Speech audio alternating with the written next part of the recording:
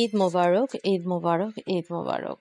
সকালবেলায় উঠে ঘুম থেকে গোসল করে ঈদের সালাত আদায় করার জন্য আমি আমার ছোট বোন এবং ভাই কিন্তু চলে গিয়েছি।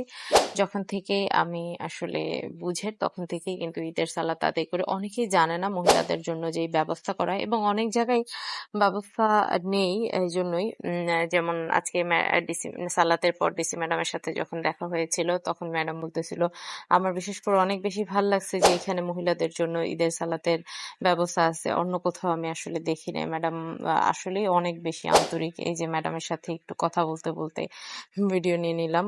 ম্যাডাম আসলেই অনেক বেশি আন্তরিক, কি বলবো। তো যথারীতি সালাত আদায় করার পরেই চলে গেলাম আমাদের হেলমেটের পক্ষ থেকে। আমরা সবসময় যেটি করে থাকি অসহায় মানুষকে ঈদের সালামি দেওয়ার চেষ্টা করি। তো এখানে যারা আছে সবাই এই যে ওরা সবাই কিন্তু আমাকে চিনে এবং আমাদের হেলমেটের প্রত্যেকটা সদস্যকে চিনে। কারণ হচ্ছে আমাদের হেলমেট থেকে আমরা এইসব মানুষদের নিয়েই কাজ করি বরাবরের মতন। এগুলো হয়তোবা আপনারা জানেন। আমাদের হেলমেট নামের একটি পেজ আছে, the helmet all kind of humanity. ওইখানে আমাদের কার্যক্রমগুলো সব আছে। তো এবারের ঈদটা আমার কাছে মানে এখানকার যেই কিছু কিছু দিক আমার কাছে একটু পরিবর্তন লেগেছে। তো এই যে সবাইকে ঈদই দিচ্ছি এবং সবাই অনেক বেশি আন্তরিক আর সবসময় কিন্তু আমি সবাইকে লাইন ধরায়া তারপর ওই পাশে একবার দিয়ে আসছে। সবসময় আসলে ভিডিও নেওয়া পসিবল হয়ে ওঠে না। আমার ছোট বোন ও ভিডিও নিচ্ছিল। তো এই পাশে এই যে জেলা প্রশাসকের পক্ষ থেকে এবার একটি সেলফি কর্নার রাখা হয়েছে। এখান থেকে আমরা কিছু ছবি তুলে নিলাম। এখানে কিন্তু প্রচন্ড রাশ ছিল। সিরিয়ালে দাঁড়ায় থেকে তারপর হচ্ছে ছবি ক্যাপচার করতে হয়েছে।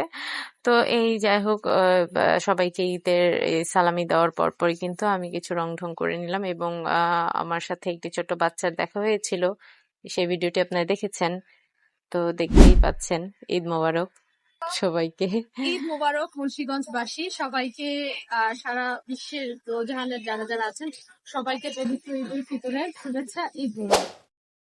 এই তো আমাদের এই যে প্রাণকেন্দ্র যে পৌরসভা এখানে এবং যেতে যেতে যাওয়ার সময় আসলে হেঁটে হেঁটেই যাই।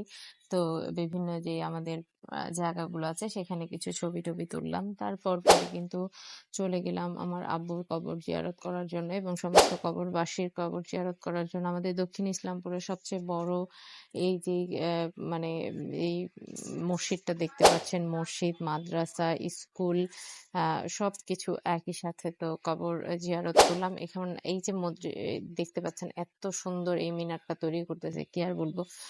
তো কার কার ঈদে কেমন যাচ্ছে এবং আপনারাও আপনাদের মৃত আত্মীয় স্বজনের জন্য কবরে গিয়েছেন কিনা জিয়ারত করার জন্য সেটি অবশ্যই জানাবেন। তারপর বাসায় এসে দেখলাম যে আম্মু গরুর গোস্ত এবং কলিজা রান্না করেছে, সেটা খেলাম এবং সারাদিন আমার ঈদ এভাবেই কেটে গেল। আজ কিন্তু কোথাও আর বের হইনি। তো তোমরা ঈদের দিন কে করলা এবং সবচেয়ে বড় বিষয় যেটি মজার বিষয় সেটি হচ্ছে কত টাকা সালামি পেলা সেটা কিন্তু অবশ্যই আমাকে জানাবা। ওকে।